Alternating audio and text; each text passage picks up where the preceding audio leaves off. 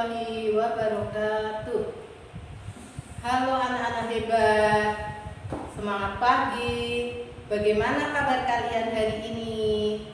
Mudah-mudahan kalian dalam keadaan sehat ya. Alhamdulillah, luar biasa. Sebelum pembelajaran hari ini, marilah kita berdoa terlebih dahulu. Bismillahirrohmanirrohim.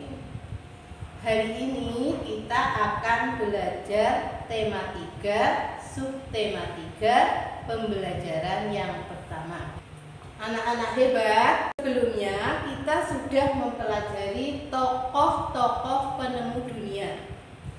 Dan hari ini kita akan mempelajari tokoh penemu dari Indonesia, yaitu Pak Habibie. Namun sebelumnya kita akan mempelajari kembali tentang teks eksplanasi, kata baku, dan kalimat efektif. Teks eksplanasi merupakan teks yang berisi informasi tentang suatu hal atau fenomena yang terjadi di masyarakat. Kalimat efektif adalah kalimat yang terdiri atas susunan kata yang sistematis dan menggunakan kata-kata baku. Kata-kata baku merupakan kata-kata yang penulisannya sesuai dengan pedoman umum ejaan bahasa Indonesia atau UED. Kata-kata baku digunakan pada acara resmi dan penulisan karya ilmiah. Kata-kata tidak baku digunakan dalam percakapan sehari-hari. Nah, sekarang kita akan mempelajari tentang tokoh penemu dari Indonesia, yaitu Pak Habibie. Mari kita baca dengan teliti teks biografi tentang perjalanan hidup Bapak Habibie. Disiplin dan kerja keras awal dari sebuah inovasi yang cemerlang. Profesor Dr. Ing. Baharudin Yusuf Habibie adalah Presiden ketiga RI yang menjadi kebanggaan bangsa Indonesia. Beliau dilahirkan di Parepare, Sulawesi Selatan tanggal 25 Juni 1936. Masa kecil Habibie dilalui di Parepare. Sikap hidup disiplin dan kerja keras telah ditunjukkan Habibie sejak anak-anak. Ia memiliki semangat tinggi pada ilmu pengetahuan dan teknologi. Ia melanjutkan SMA di Bandung dan prestasinya selalu menonjol, terutama pada pelajaran IPA dan matematika. Perjuangan keras di perantauan didukung oleh kemauan keras untuk belajar. Selepas SMA, beliau masuk di ITB, Institut Teknologi Bandung. Kemudian mendapatkan beasiswa untuk melanjutkan kuliah di Jerman, jurusan konstruksi pesawat terbang. Ia bertekad bulat untuk bekerja keras dan harus sukses. Habibie selalu menggunakan musim liburannya dengan bekerja mencari uang untuk membeli buku sebagai pendukung sekolahnya. Tahun 1960, Habibie mendapat gelar diploma Ing di Jerman dengan nilai sempurna. Ia bekerja di industri kereta api Jerman dan berhasil menemukan cara untuk membuat 1000 wagon kereta api berkekuatan tinggi.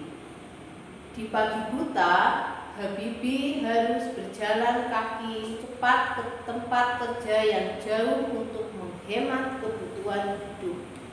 Kemudian pulang pada malam hari dan belajar untuk kuliah. Tahun 1965, Habibie mendapat gelar dokter insinyur dengan nilai sangat sempurna. Buah dari kerja keras. Habibie kemudian bekerja di industri pesawat terbang Jerman. Karena sikap disiplin dan kerja keras, karirnya terus naik hingga dipercaya menjadi Vice President sekaligus Direktur dan Penasihat Senior bidang teknologi. Ia menjadi satu-satunya orang Asia yang berhasil menduduki jabatan bergengsi di perusahaan pesawat terbang Jerman. Kecintaan pada tanah air. Tahun 1968, Habibie mengundang 40 insinyur Indonesia untuk bekerja di Jerman guna mempersiapkan keterampilan dan pengalaman mereka dalam membuat produk industri dirgantara, maritim, dan darat di tanah air. Tahun 1974, Habibie diminta pulang ke tanah air dan menjadi penasehat pemerintah di bidang teknologi pesawat terbang. Ia menjadi Menteri Negara Riset dan Teknologi hingga menjadi Wakil Presiden dan Presiden RI yang ketiga. Prestasi cemerlang buah dari disiplin dan kerja keras.